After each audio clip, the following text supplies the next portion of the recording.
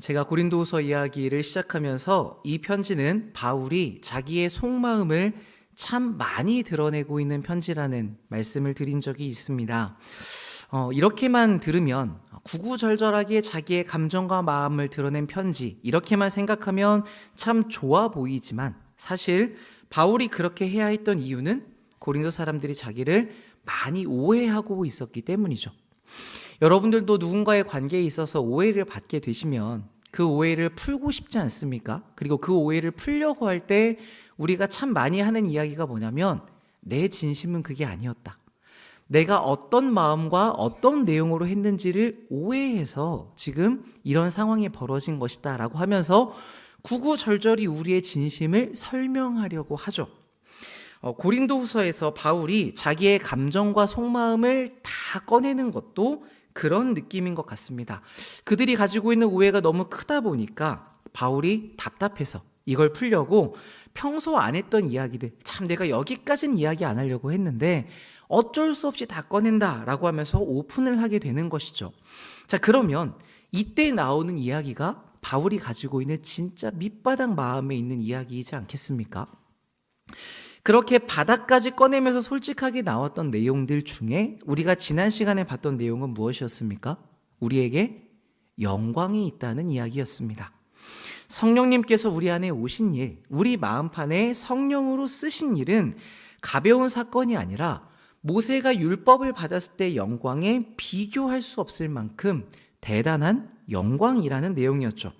자, 이것을 아는 것이 신앙의 기반과도 같다고 제가 말씀을 드렸는데, 여러분 오늘 하루도 아침부터 지금까지 또 이 예배의 자리에 나아오면서 이 성도의 영광에 대해서 여러분 생각해 보신 시간이 어느 정도 있으십니까?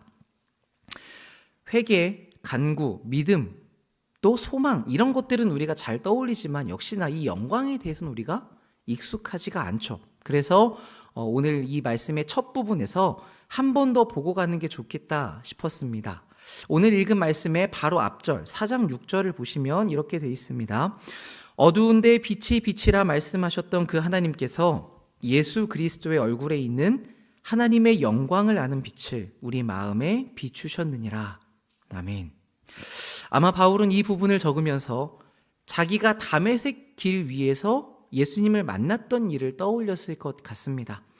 바울은 예수님께서 비추신 그 밝은 빛을, 눈이 멀 정도로 환한 빛을 직접 보게 되었죠. 그때 그의 어두운 마음에 빛이 비추었고 하나님의 영광이 무엇인지, 하나님의 영광이신 예수 그리스도에 대해서 알게 되었습니다. 그리고 이 일은 바울뿐만이 아니라 예수님을 믿는 모든 사람들에게 동일하게 일어나는 일이죠. 그래서 참된 성도라고 하면 이 빛이 그 마음에 도달한 사람들입니다. 하나님의 영광이 무엇인지를 알고 그것을 소유하고 있고 그래서 더 이 영광을 추구해가는 사람들이라고 할 수 있죠. 이 하나님의 영광, 어떻게 보면 참 추상적으로 들릴 수 있는 내용이 왜 신앙의 기반이라고 하며 바울이 왜 이 영광에 대해서 그렇게 길게 이야기를 하고 있는가 하면 우리 안에 담겨 있는 것이 바로 이 영광이기 때문입니다. 우리 오늘 7절 말씀 같이 한번 읽어보겠습니다. 우리가 이 보배를 질그릇에 가졌으니 이는 심히 큰 능력은 하나님께 있고 우리에게 있지 아니함을 알게 하려 함이라. 아멘.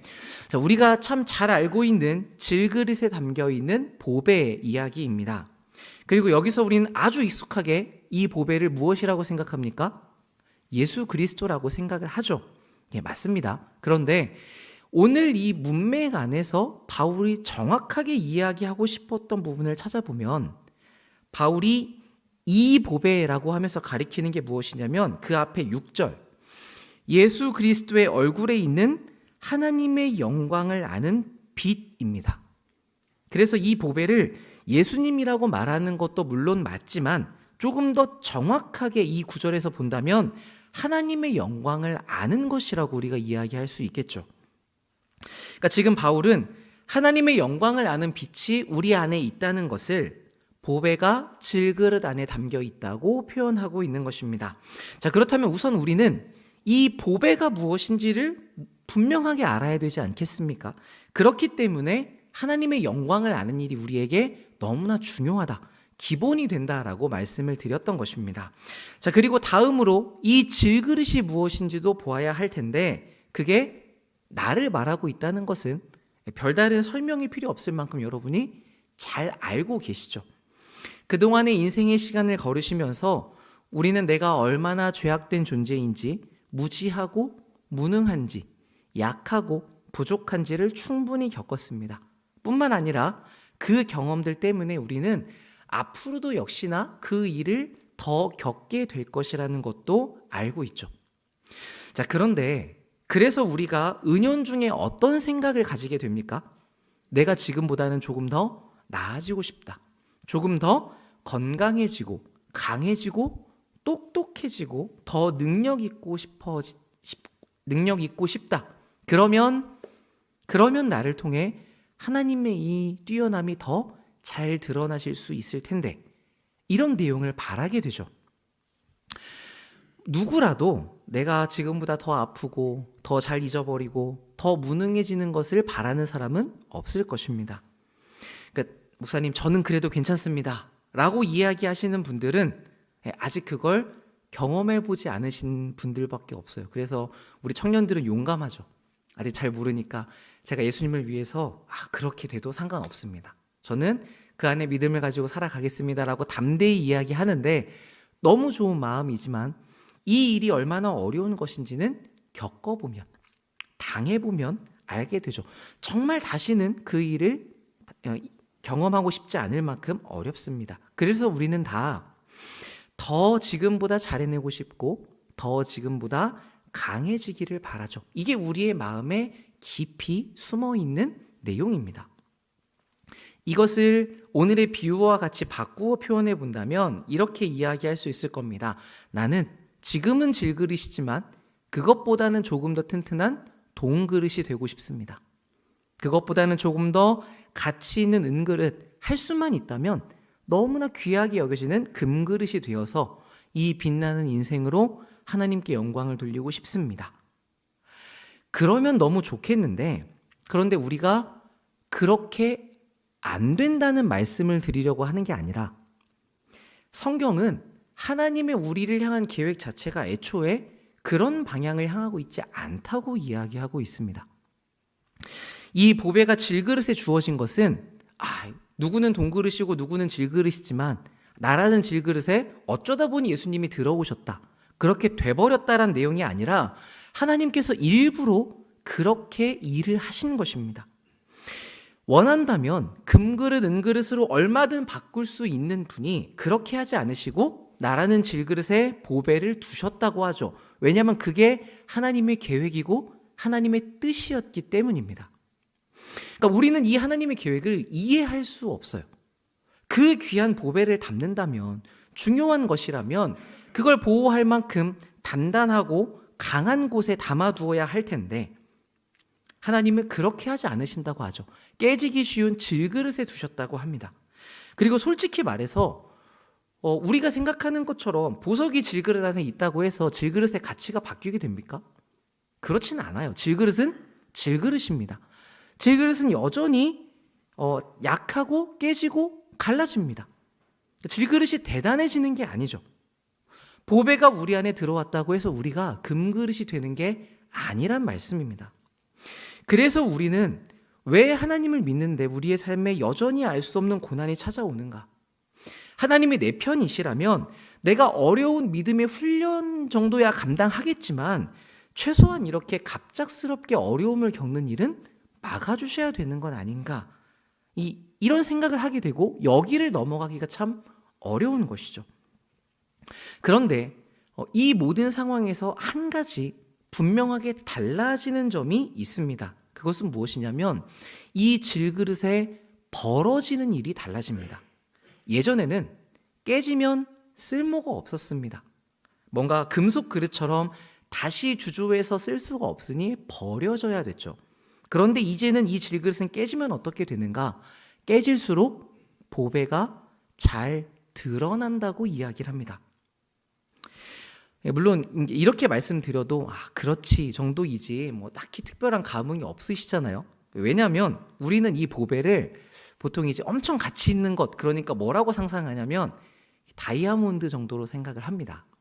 그래서 우리가 이 내용을 볼 때는 마치 흙으로 되어 있는 이 토기에 다이아몬드가 한 개 딱 큰 게 있다. 엄청 가치 있는 거긴 하잖아요. 그래서 이런 식으로 상상을 해서 야, 이 질그릇이 깨져봐야 저 빛나는 다이아몬드가 얼마나 더 보이겠는가, 이런 식의 생각을 할 수 있는데 뭐 사실 위에서 봐도 보이니까요. 뭐 그릇이 깨져도 조금은 더 반짝거리는 정도이잖아요. 그런데 사실 이 보배라는 말은 좋고 값비싼 것을 모아두는 곳이라는 뜻을 가지고 있습니다.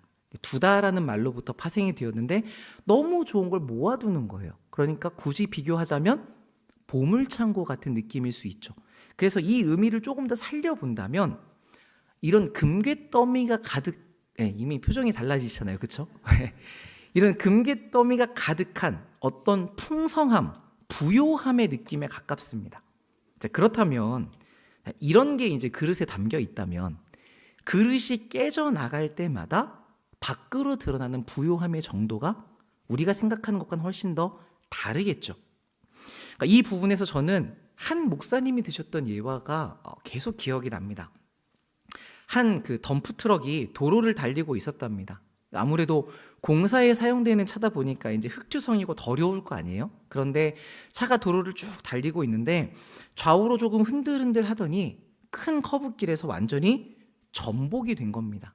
그러니까 자빠졌으니까 이제 사고가 난 거죠. 그러면서 그 트럭에 담겨 있던 짐들이 다 쏟아졌는데 보니까 그게 다 이런 금괴였다는 거죠. 그래서 주변 사람들이 이 금을 집어가서 그 풍성함과 부요함을 누렸다는 예시입니다. 예시. 실제로 있었던 일이 아니고요. 그래서 들으면서 제가 부러우신가요?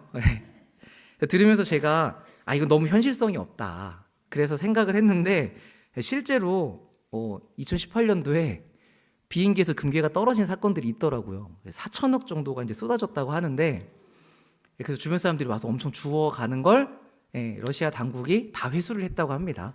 그러니까 너무 부러워하지 마시고. 이 이야기에서 말하고자 하는 바가 무엇입니까? 사고가 날지언정 성도의 인생은 사고가 나더라도 그 질그릇이 깨어지는 게 더 큰 부요함을 드러내는 일이라는 것이죠. 그러니까 이 부분에서 우리는 내가 나에게 담겨있는 이 하나님의 영광이라고 하는 것을, 그 부요함이라는 표현을 너무 작게 여기고 있었던 것은 아닌가라고 생각해 볼 수 있습니다. 실제로는 우리가 금괴를 보면서 우아했던 것보다 훨씬 더 큰 영광이지 않겠습니까? 그러니까 이렇게 질그릇은 그대로이지만 질그릇이어서 그 약함으로 인해서 보화의 풍성함이 더 드러나는 것, 바울은 이것을 7절의 뒷부분에서 심히 큰 능력이 하나님께 있고 우리에게 있지함을 알게 하려고 하신 하나님의 방법이라고 이야기합니다. 그래서 이 구절을 우리가 조금 더 깊이 생각해 보면 하나님에게만 능력이 있고 우리에겐 아무 능력이 없다, 이 정도가 아니라 그 당연한 사실을 넘어서 우리의 어떤 약함이나 부족함이라도 이것이 우리가 담고 있는 하나님의 영광에 아무 영향을 주지 못한다는 말과 같은 것이죠. 우리가 질그릇과 같아서 잘 깨지고 실패하고 부족해도 오히려 그런 사건들마저도 보배의 풍성함을 드러낼 뿐일 정도로 하나님의 영광, 그 이해할 수 없는 능력이 우리 안에 자리 잡고 있다. 우리의 어떠함이 그 영광을 절대 해칠 수 없을 만큼 풍성한 것이다 라는 것을 의미하고 있는 내용입니다. 이걸 바울이 심히 큰 능력이 하나님께 있다고, 그 심히 큰 능력이라는 말에 담아내고 있는 것이죠. 그러니까 여러분, 우리가 성령님을 모시고 있다는 것, 우리가 예수님을 소유하고 있다는 것, 그로 인해서 우리가 하나님의 영광의 빛을 소유하고 있다는 것은 이만큼이나 풍성한 내용이라는 것을 받아들이실 수 있어야 됩니다. 하나님의 영광, 우리가 소유하고 있는 영광이 무엇인지에 대해서 여러분이 가지고 있는 경계가 훨씬 더 넓어지셨으면 좋겠습니다. 바울은 그것을 말만 하는 게 아니라 자기가 직접 경험했죠. 그 내용이 이어지는 8절 이하에 기록이 되어 있습니다. 우리가 사방으로 우겨쌈을 당하여도 쌓이지 아니하며 답답한 일을 당하여도 낙심하지 아니하며 박해를 받아도 버림받지 아니하며 거꾸러뜨림을 당하여도 망하지 아니하고. 보통 우린 이 부분에서 바울은 역시 낙심하지 않고 망하지 않고 예수님의 죽음을 그렇게 짊어지다니 이 사람은 대단한 강철 그릇이구나 라고 생각하기가 쉬운데, 지금까지의 내용의 흐름을 보면 정반대의 얘기를 하고 있다는 걸 알 수 있죠. 바울이 지금 이야기하는 그 내용의 시작은 어디 있습니까? 우리가 쌓이지 않았다는 결과이지만, 그렇다고 바울이 그런 우겨쌈을 당하지 않았다는 얘기입니까? 당했다는 얘기입니다. 우리가 우겨쌈을 당하여도, 우리가 답답한 일을 당하여도, 우리가 박해를 받고 거꾸러뜨림을 당하여도, 여기서 이 거꾸러지다는 말은 맞아서 거꾸러진다는 뜻이거든요. 그러니까 그렇게 어려운 죽음에 관련된 일을 바울이 계속 당했다는 거예요. 자기가 그렇게 어려운 일을 당했습니다. 바울이라고 힘들지 않았겠습니까? 그렇지 않죠. 바울도 너무 힘든 일이었을 것이고 그렇게 그의 질그릇이 깨져 나갔는데, 그러면서 무엇을 깨닫게 됐냐면 쌓였으나 쌓이지 않더라. 답답한 일이 오지만 우리가 낙심하지 않을 수 있더라. 그가 실제로 감옥에 갇혔어도 어떻게 되었습니까? 보배는 더욱더 찬란하게 퍼져나갔잖아요. 그러니까 이 원인이, 우리가 그렇게 어려움을 당해도 그러지 않을 수 있는 원인이 어디에 있다? 내 질그릇 안에 담겨있는 보배에 있다. 이 하나님의 영광의 능력 안에 있었다라고 이야기하는 것이죠. 그러면서 바울은 이 지극히 큰 능력이 하나님에게 있고 하나님이 그 능력을 우리 안에 베풀어 주셨고 우리는 질그릇이구나, 깨어지가는 인생이구나를 배워갔던 것입니다. 여기에서 또 한 가지, 그렇게 나라는 질그릇이 깨어지는 게 하나님의 심히 큰 능력으로 부요함을 드러낸다면, 그렇다면 난 앞으로 어떻게 살 것인가? 예수님이 걸어가셨던 이 죽음의 길을 걸어가는 것이 그 영광을, 그 생명을 드러내는 길이구나, 여기까지 깨닫게 된 것이죠. 그래서 바울은 10절과 같은 삶의 방식을 취하게 된 것입니다. 우리가 항상 예수의 죽음을 몸에 짊어진 것은 예수의 생명이 또한 우리의 몸에 나타나게 하려고 합니다. 아시는 것처럼 우리나라의 기독교는 복을 구하는 성향이 참 강합니다. 잘 되고 잘 벌고 편안한 것을 구하는 일이 너무나 많죠. 대한민국이 근현대 시기에 있을 때, 그때는 우리나라가 너무 어려웠기 때문에 하나님께 먹고 사는 문제를 구했던 것, 그거는 충분히 우리가 이해할 수 있습니다. 그런데 그런 문제들이 꽤 해결된 지금에도 여전히 그렇다는 것은 단지 어려운 상황 때문만은 아니었다고 우리가 생각할 수 있겠죠. 오히려 지금 시대는 본질적인 제자도의 상실이라고 생각해 볼 수 있을 것입니다. 그런 우리 교회를 향해서 바울은 예수님의 뒤를 따르는 일이 무엇인지, 어떤 방식으로 이루어지는지를 정확하게 알려주고 있습니다. 항상 예수의 죽음을 우리의 몸에 짊어지는 일, 그 길로 가야 예수의 생명이 드러난다고 말하는 것이죠. 11절입니다. 우리 살아있는 자가 항상 예수를 위하여 죽음에 넘겨짐은 예수의 생명이 또한 우리 죽을 육체에 나타나게 하려 함이라.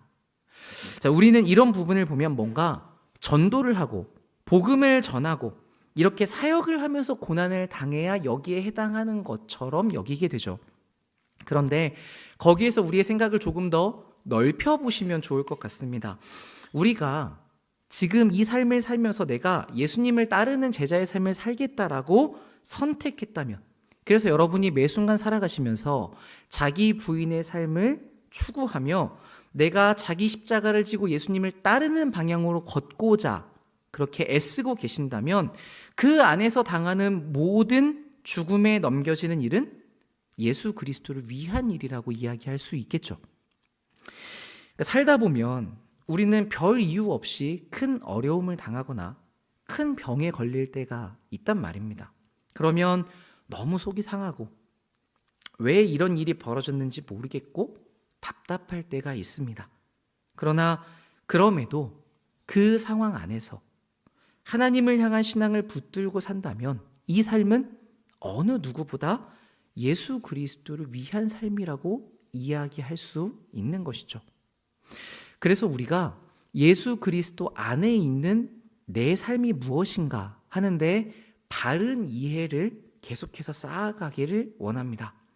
우리가 그리스도를 따르는 제자의 삶을 목적하고 있다면, 여러분의 삶이 거기로 나아가기로 방향을 두고 계시다면 주 안에 있는 우리의 모든 순간은 살아있는 자가 항상 예수를 위해 죽음에 넘겨지는 일입니다. 진짜 우리가 겪는 모든 일이 그렇다고 할 수 있는 것이죠. 그때 거기에 하나님이 무슨 일을 만들어내신다고 합니까? 무덤에서 부활을 만들어내신 분이 우리가 짊어진 죽음에서 예수 그리스도의 생명을 나타내게 하신다고 이야기합니다.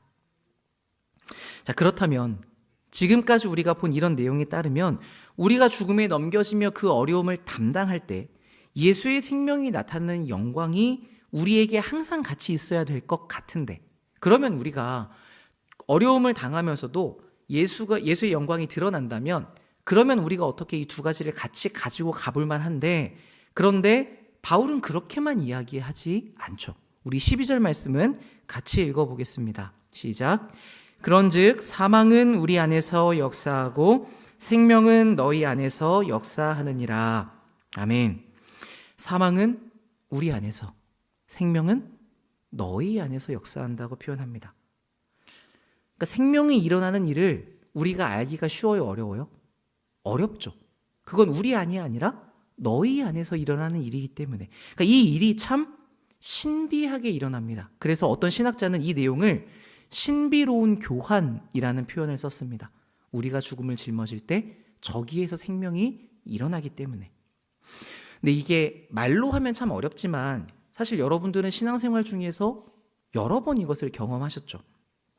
신앙생활을 잘하고 충성하고 봉사하시던 성도님께서 갑자기 어떤 어려운 상황을 당하시게 되었을 때, 그때 우리는 함께 아파하고 함께 속이 상하며 함께 하나님께 도와달라고 기도합니다. 근데 그러다가 그분과 말씀을 나눌 기회가 있어서 이야기를 나누면 누가 보아도 힘드신 상황인데도 불구하고 거기에서 예수를 붙들고 하나님께 감사하다고 말하는 신앙을 우리가 마주하게 될 때가 있죠. 그런 때 우리는 그 깨어진 질그릇 사이에 비추는 풍성한 부요함이 무엇인지를 느끼게 됩니다.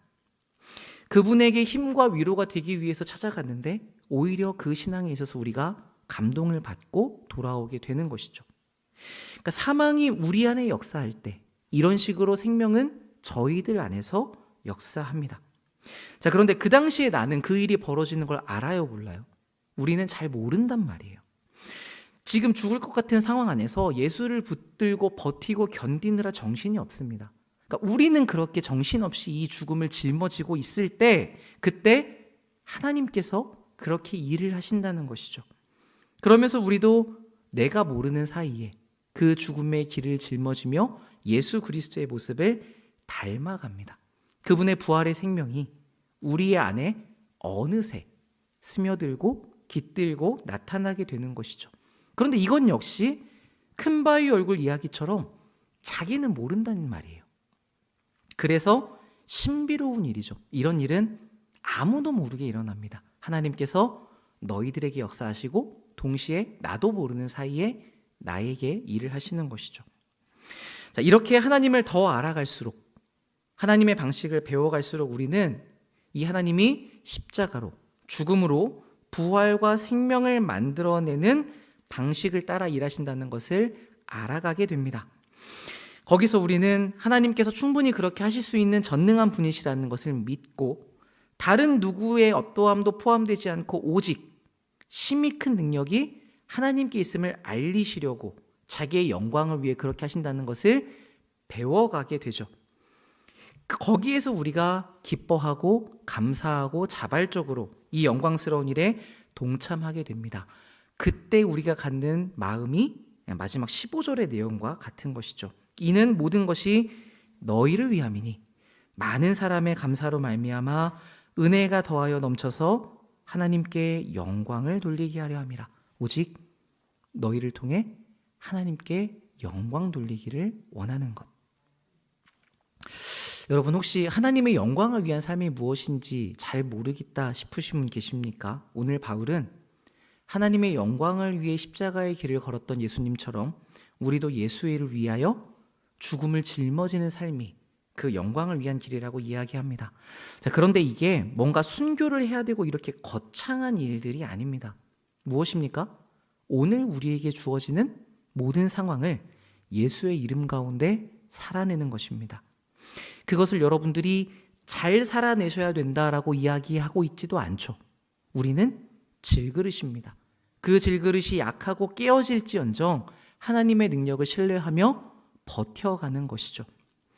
아프고 힘들고 고생이 있어도 이 하루 살아갈 사명을 주신 것, 주님이 나와 함께 하시는 것에 감사하면서 우리가 옆 사람에게 한 번 더 웃어주고 친절을 베풀고 그렇게 믿음으로 소망 가운데 사랑을 살아가는 일, 예수 안에서 그렇게 걷는 것이 바로 하나님의 영광을 위한 삶이라고 이야기합니다. 물론 우리는 이것조차 너무 쉽지 않다는 것을 알고 있습니다. 왜냐하면 그 모든 걸음이 예수를 위해서 죽음을 짊어지는 것과 같다는 걸 알기 때문이죠. 우리는 옆에 지나가는 사람에게 친절하게 웃으면서 인사하는 게 내 마음이 어려울 때 얼마나 힘든 일인지를 알고 있습니다. 그런데 신비한 하나님은 그 일상의 일을 통하여서도 생명으로 역사하신다고 말씀하시는 것이죠. 우리 모두가 이 제자의 길에서 벗어나지 않기를 바랍니다. 질그릇 같은 나로 인해 심히 큰 능력의 부요함이 드러나는 그리스도의 죽음을 짊어지는 인생, 그래서 생명이 풍성해지고 하나님의 능력이 역사하고 많은 사람들이 하나님께 영광을 돌리게 되는 그 신앙, 다른 무엇보다도 예수님께서 가신 이 길을 따르기를 소원하며 결단하는 모든 주님의 백성들 되시기를 축복합니다. 아멘.